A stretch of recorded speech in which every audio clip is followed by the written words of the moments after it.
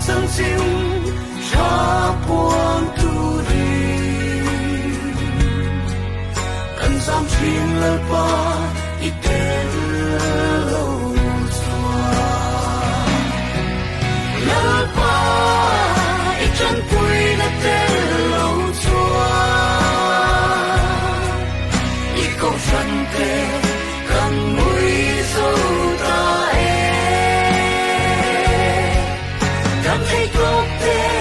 thêm loài lỡ qua mình chỉ hai lệ ông phê Hallelujah TIA online crusade clip tu zong te lalpan mal sobin veng zel chu ro se lalpa chu na mel mu tir chu se la pathian engkim ti the chuan atharin thamon na inena lu thlen ti ro se I so mingin malkan som chu pathian thu thiang lim chiarin lungai thang zol nei Jeremiah ziak bung ni chang som ni pakhat le chang som ni pathu zol nei Jeremiah bung ni chang som ni pakhat le chang som ni pani thu hi chidik tak mangin grep thatak ka phun chia engtizia in leta katan grep so ka lo changta nge ini ching alin in silin sabun tam tak mangma la I kholo nu ju kambin mo chun alang thoni ti hi lalpa pathian thu chuak ani thu thung thar a chiarzom le ila petera le khathon pani na petera le khathon pakhat na bung ni chang som ni le panga petera le khathon pakhat na bung ni chang som ni le panga thu hi beram anga inbo kha tu nai ro chuan in tharau veng tu le ho tu ne na chuan in lo kir le ta khi beram anga inbo kha tu na ero chuan in tharau veng tu le ho tu ne na in lo kir le ta khi lalpan hotu thiang lim kan za ta na tharin malmi som sakro se amen ole tuna zol nei Jeremiah bung ni chang som ni pakhat karon chiarang khan chidik tak mangin grep thatak ka phun chia engtije in leta katan grep so ka lo changta nge ini adi pathianin chidik tak mangin ama an puin mi hring te min siama ama an pui nge in ni siam ni mi pa le me chia ti Genesis bung ka chang som ni par kwa kan mo ni ama ro chu bo chiat na wa mi hring hi kan lo shu ashuak adaplicate kan lo ni da ni kan tharau hi original atak alania ma se kan nun da ne ro chu duplicate ashuak ani zota ni chuwangin kan hriat na po hi hriat na diklo kan fit na po fin na king bai ani tlat mai ni evile adam te po kha bum na wangin eden huana an oma thina nge tu theira po kha nun na tur thing mo anti hial ne ei thiang lo po kha ei thiang muiden mutlat to mai ni tro che wangchen pathian resin pathian angin an joy moi lo ti rom mu kha cha som ni pa ta lom thu pon sei lo ti pathian chuan la hria lo ma se adaman pathian in adam kha khongei ajuti khan adaman I o ka hria ka lau ka birwati chu pathian hriat dalama an mit dela setena du zong ti dalama an mit ti varin omta alet lingani chumo thei pui kung phena an birutlat mai chu tiang chon u naw nang le ke poi tu na hian eng nuaya nge eng phena nge I biru ve ke in ti na nge ani duam na nge amal som thingkung phena ten ilo biru ve lo mo chu tiang zel chon kan fin na po fin na king bai ka ti kha finga in nga in mi an lo changta adi rombung kha chang som ni pania chon finga in nga in mi an lo changta di khovel fin ni pathian chon athak atilat finga ti ve lo tlat chu wang chon pathian thu tak chu do ta chan tirin asiam tu biak ai chon a thil siam chu an bia arongan bol ta ati pathian du zong ti thin tu khan setena du zong ti nalama alet lingin ashuak kan ni grep thatak mangin chidik tak mangin ka phun che engtije in leta katan ashuak lo tangta ngai ti ashuak duplicate kan lo ni ta ni ole ashuak manga atak nilo aswa kina minlo bum dan jacob nu na tangkhan kan sei don teng tharau thiang nim rin chanin chon kan thupui ta chon lalpa ne na kir le na ti thupui karon bua ve atak nilo aswak manga min bum dan jacob nu na tangin kan sei te jacob chu kan thria au esa wa lawin ber soba tangin haran khuwa apu labana ne na akal wanga anu no ta labana ne chu chon fanu pani lo ne a fanu te ming chu upajok chu li ai chu mit pole ni atia rakile ro chu pian na tak mai le mel thatak mai ni ti chon jacob chon rakilin mu chu amangai em a ti chumi wa chon labana ne na kapu rakili nei turin in ne na ibiram kumsari ka venga rakili min petache adi ti chuan labana chuan midang te kanei tir ka pek ai chuan athajok ta ang chu ti in na chu biram vengin ain hlo ta chuan jacob chuan rakili chu mai ema wangin kumsari po chu ni rei lo te angin riati mangai na hi makhopusin jacob chu mini chu ani anti ka bible a chuan chu ti la chuan mangai na jula chuan oi vetlet rakili chu kapu mi nei tiro atingam ngatinia ama ngot sin mangai na hi pajoi oi ta kan ti po hi mo kan du nal ma chun kan pu du le jiau zel mai ne wona he thia be mo mangai nei mak deu lo kan biel lu te kan biel pa te chu mo kan biel lu te chu mak lu tu ne an kompona arta ringot poi midang arta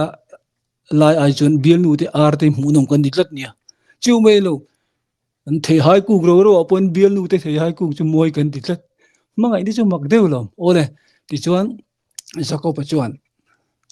kum sari po chu rei lo te in a hriati a mangai na wangin ti chuan in kum sari alo ni ta toy chuan kan sei ngal mai nga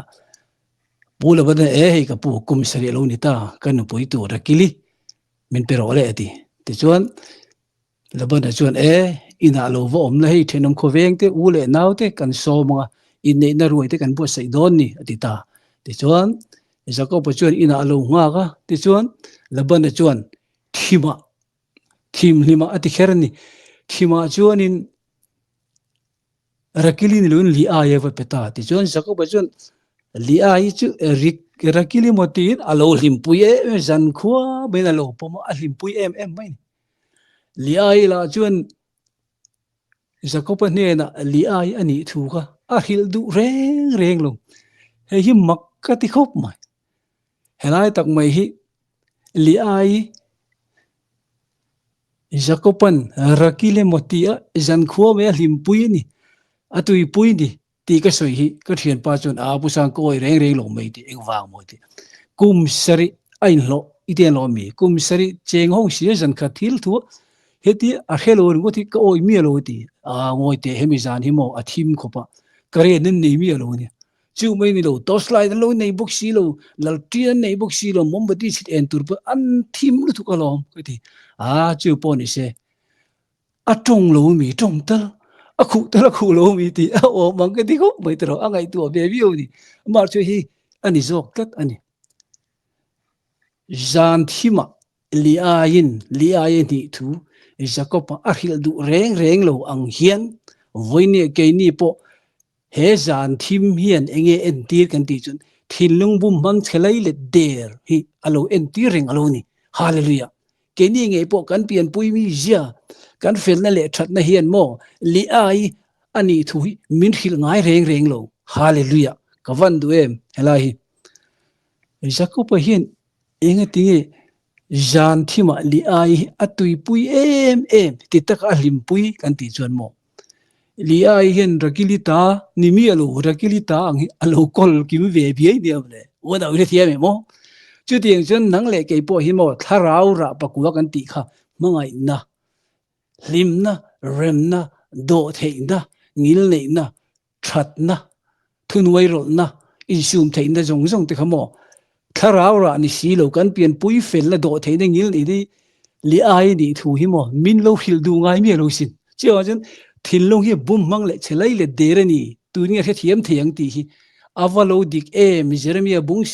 bungshom pasri chang ko soi avadik te lulem Jan thim hian enge a en tir kan thin lungbum mangle chalai le der ani thu hi li ai jacoba hil du mi alo nun hi alo ni reng ani chiwang chun chidik tak mangin grep thatak manga lalpan min phuna kha ma se enge tinge in le ta katan grep suak i lo tan ta ti asuak hi kan lo kol reng alom le ole ti chuan jing khwa lo war ti meng atoi zongin jing khwa lo war jacoban zan thim kar atui pui em rakila moti kha li ai lo ni tlat ti chuanin apu ne na kapu eng ti jiange rakil nei tur khan kum sari kain hloni singa tinge rakili min pe lo li ai min pe kati ti chuan le labana chuan kanram hian dana ne mo kanram dana chuan fa u jok fa naw jok hit akal khal theilu chuwa chuan in nei na hi kan lo bo sei to he ni sari hi tling tla phot la chumi zo chuanin idu tak rakili ka peng che ti ka ngai tu thil ani lo jok lo min kar khat chung la boy ngai ni chu no zoram Christian ngai poi ani lo jok fel ta Christian ni lo jok hian ani lo jok lo kan tul ve vut lo mo una kar khat nge ni sari nge kum sari nge ani lo jok lo i lo tui ve vio lo mo ke po ani lo jok lo ka lo ni ve thin to sin ava poi mo en jing khowarin jacoba at thang har ang hian Christa in pon na enga tang lo chuanin mihring hian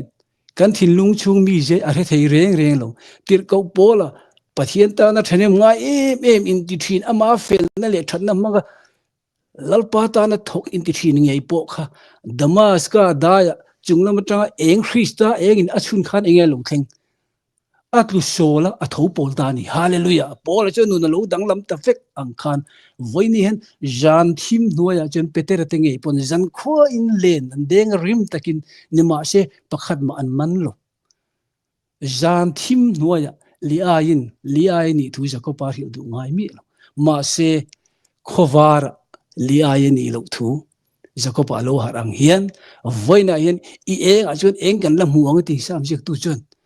coffee cha huna lalpa tan puyeng je ti kan nu na Christa khowar eng coffee cha hi thlena wangai em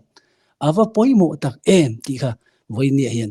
chewang chun thil zong a thiam lo zia hriat ti rom hi eng ti lana ni ti FSC bunga cha so pathuma ti lana o ping chu eng ni sia ti hallelujah inu na an ek tak lo thleng ve tam man ajun thimin ni tu nai ro chun lalpa eng lo ni ta khiti lalpa eng inu na hen lo thleng ve mo ka ti hallelujah asuak le atak kan nimi asuak hian mo ataka ang view na cho ma se atak phami lo ti ka sei du chun dang le chun hey jing khowar kan na lo thlen lo chun kan tong vai phone ni Mari Magdalene po jona bung som ni kan mu da jon jing ta ka var ri na thana wakala isu ha kapu te awati ni kha isu kan ne na nunga in pon lu chon mo kan tong vai phone ni Josepha u naw nge te po kha Josepha ma khan Josepha ka u naw te ma in pon lu chon Josepha angin an bethelo kapu anti chutiang chun nula thiang him som jing a panga te pon kapu anti kapu ti boral na lam tluang ni tlat niong le masila lali suwa sok aloin puang ta mari tia lali sun azuko chun mari su lo harta raboni jirtir tu ti hallelujah no lo dang lam ta ni chuta je chun lali sun thu soi dang lam ta iswa in pon ma kha chun in pa chu diabol ti ni marju iswa in puanga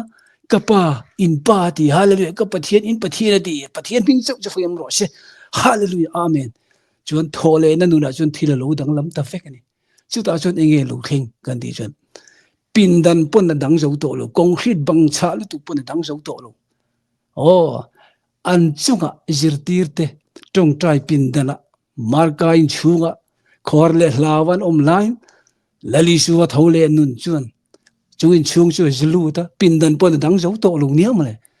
in chunga thlamon na omro se tin an chunga a thoti ka van de lai thoti lai ta khi pathian tho khum na he Bible chang le kan tu soi mang in ne da lalpa in tho khum chu ro se amen hallelujah eden huana pathian in lewai vuti mi ringa siam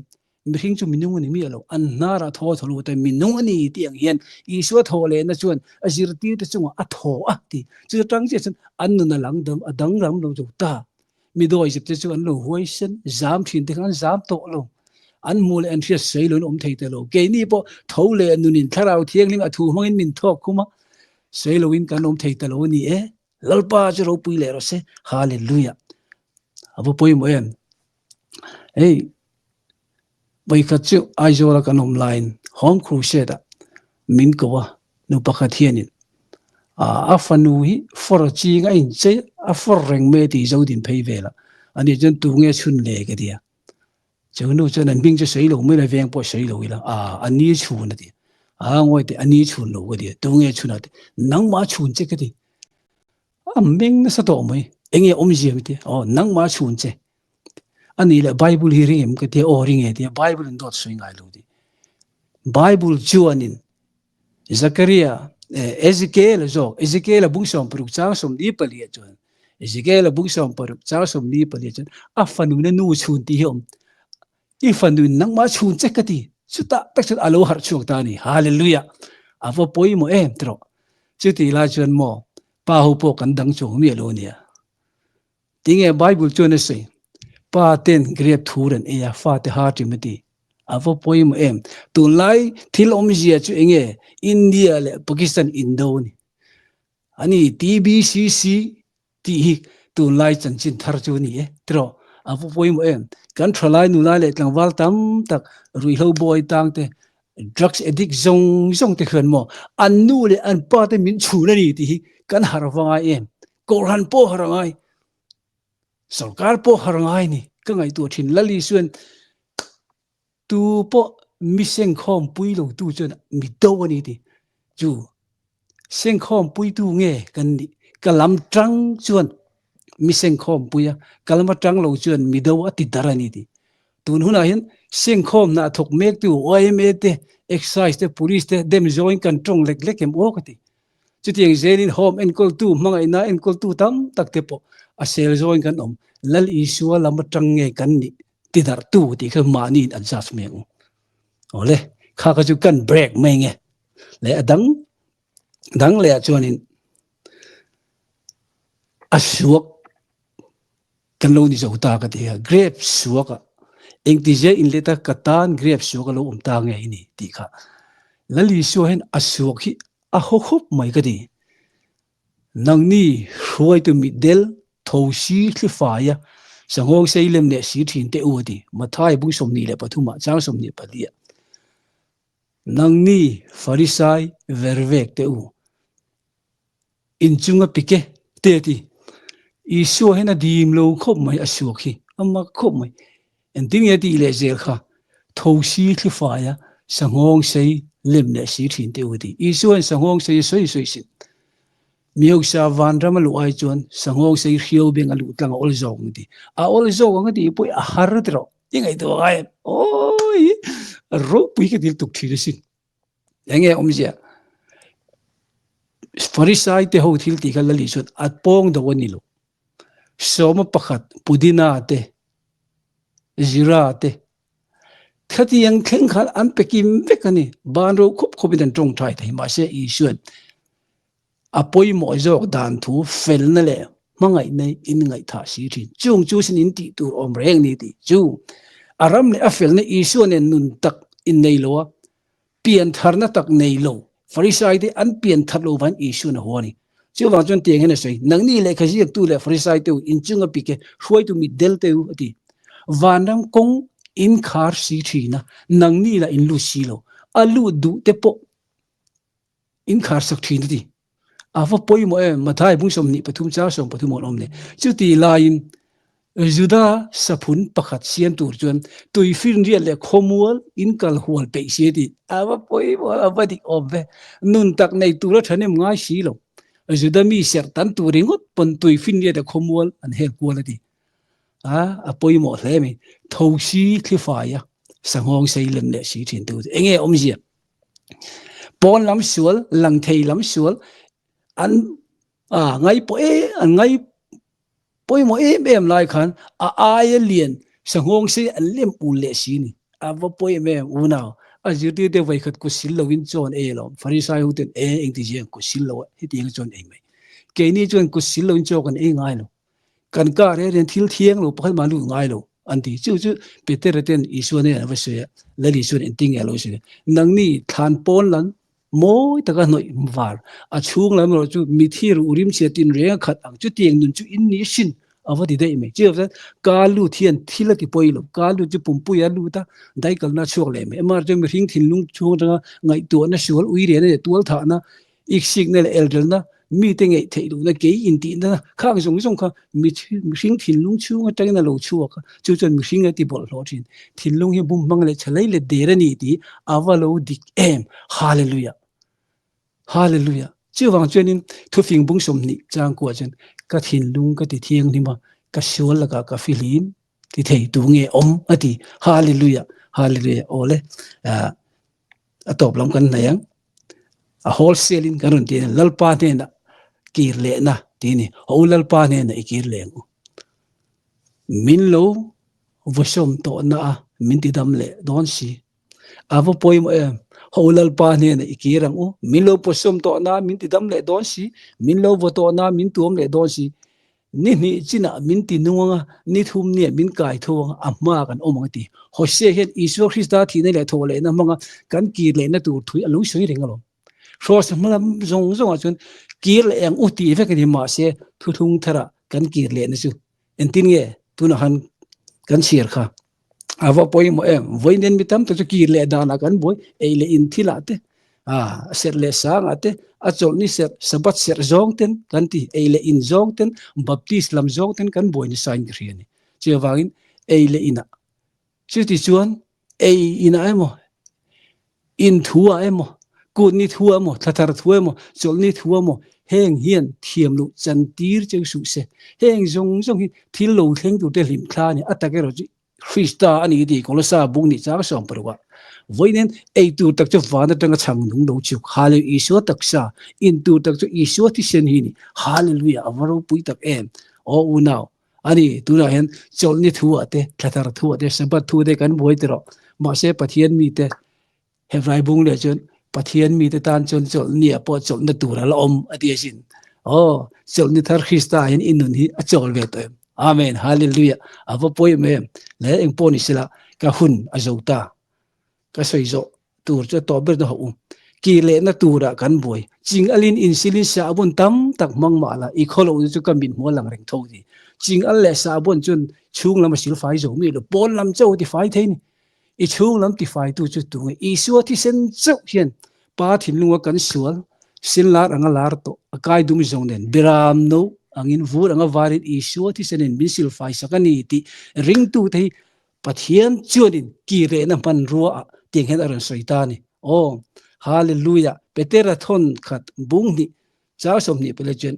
sualama te thi to in fel na lama kan dun thene tur amma angen thinga kan sual te pura awu na world ki demi ka dum ta ti hallelujah lali shu hini kan van kai na khoi na chandam kan ni so amen hallelujah siwa chen mana bera bangen bo ka tu na chon in khara veng tu le ho tu ne na hian in lo ki le ta khi ati nun thu ru khi kan ki na chu ni in thi to in nu chu pathian Krista ne na ti hallelujah hallelujah ato peratan hallelujah vai ka chu thian pani te anram wa ka saka tur zong in ma se an lo cham tlat san kap lo de chuan thian pakhat jok chuan tumbu hi kan hon teng sa kan kap si lo tin tumbu aka ipte arit em min than tla luam to an kala lui kor hian ju thlenga ta chuan nga phone hi lo nga lim tui nai tu tak mai khan lu lang shu mai ta ti chuan a thian pa chuan ngalim chuan ru da ipte na kha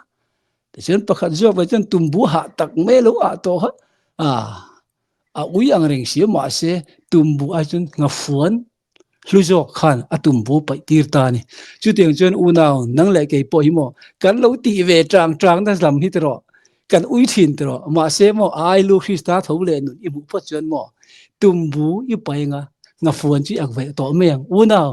tumbu nge i nga phone ti ka zo che hallelujah che wa chon ti ta chon pathian min chandam tu ngil nei ziale mi hing chunga amanga ina alo la lai khan thil fel takati keima ni nge ti te chu mi wang ni lovin tharau thiang nim siam tharna le siam thatna chuan a khongai nang jel jon min chandamani ti ta bung thum changli changa hali pathian khongai na wang chandam na chang tu te kan ni rin na in kami fel chuan nungang ati hallelujah iswa chu kan rin tu ania wangin min tho sakna ring tu kan ni theu theinan lalpa ne na kan kir le na iswa krista hian voinia ikir le ngo kan tu soite lalpa tharin mal min som sakro se amen Dang hay gốc tê, a kem